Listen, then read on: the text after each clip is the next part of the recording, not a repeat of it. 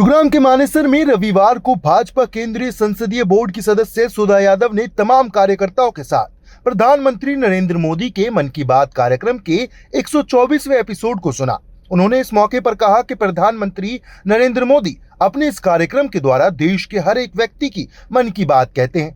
यहाँ गरीब के उत्थान और उनके साहस को प्रधानमंत्री ने मजबूती दी है। भाजपा के राष्ट्रीय अध्यक्ष को लेकर सुधा यादव की तरफ से कहा गया कि जल्द ही आने वाले दिनों में भाजपा को नया राष्ट्रीय अध्यक्ष मिल जाएगा। अभी संगठन की तरफ से जो प्रक्रिया है उसे चुनाव की प्रक्रिया को पूरा किया जा रहा है। प्रक्रिया पूरी होने के एक सप्ताह बाद ही भाजपा के नए अध्यक्ष को चुन लिया जाएगा। इसके अलावा गुरुग्राम पुलिस की तरफ से अवैध रूप से रह रहे बांग्लादेशी और रोहिंग्या को लेकर चलाए गए अभियान पर ममता बनर्जी के बयान पर पलटवार करते हुए भाजपा केंद्रीय संसदीय बोर्ड की सदस्य सुधा यादव ने कहा कि भारतीय जनता पार्टी की सरकार कभी भी द्वेष की राजनीति नहीं करती, बल्कि जिला प्रशासन की तरफ से जो अभियान चलाया जा रहा है वह अवैध रूप से रह रहे लोगों के लिए चलाया जा रहा है। पुलिस की तरफ से किसी भी भारतीय को परेशान नहीं किया जा रहा, चाहे वो किसी भी राज्य का हो। लेकिन यदि कोई अवैध रूप से भारत की सरजमी पर पनाह लेगा तो ऐसे लोगों को बख्शा नहीं जाएगा। देखिए, पहले तो मैं सुंदर सरपंच को, जो मेरा स्टूडेंट भी रहा है और छोटा भाई भी है, उसको बहुत बधाई दूंगी कि उसने मन की बात के अंदर आज सब लोगों को अपने कार्यालय पर आमंत्रित किया और एक साथ बैठ करके सबने आदरणीय प्रधानमंत्री जी को सुना है। ये 124वां एपिसोड है और अगर हम सारे एपिसोड्स को उठा करके देखें तो हर एपिसोड में उन्होंने बहुत बड़ा संदेश देश को दिया है। अनेक उन लोगों को समाज के सामने लाए हैं जिन्होंने गुमनामी की ज़िंदगी के अंदर रह कर के बड़े बड़े काम किए हैं।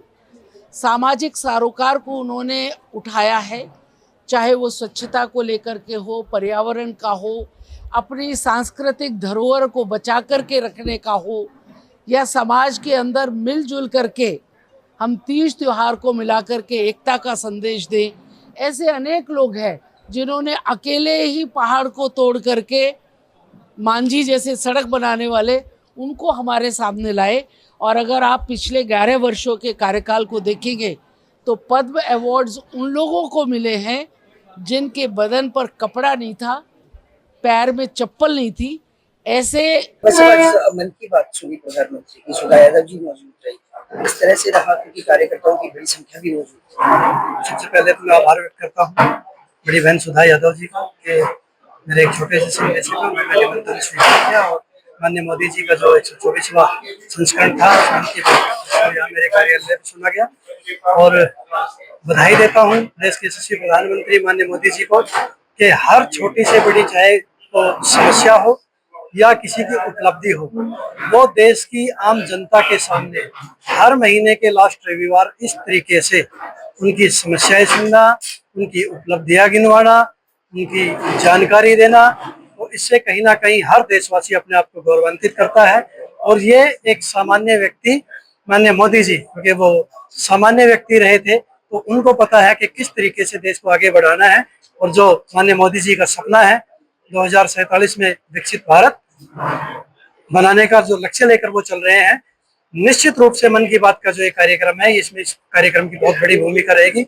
और विकसित भारत के साथ साथ विकसित हरियाणा कैसे बने उसके लिए भी पहले माननीय मनोहर लाल जी के नेतृत्व में 9.5 साल जबरदस्त अमूल परिवर्तन यहाँ देखने को मिले था।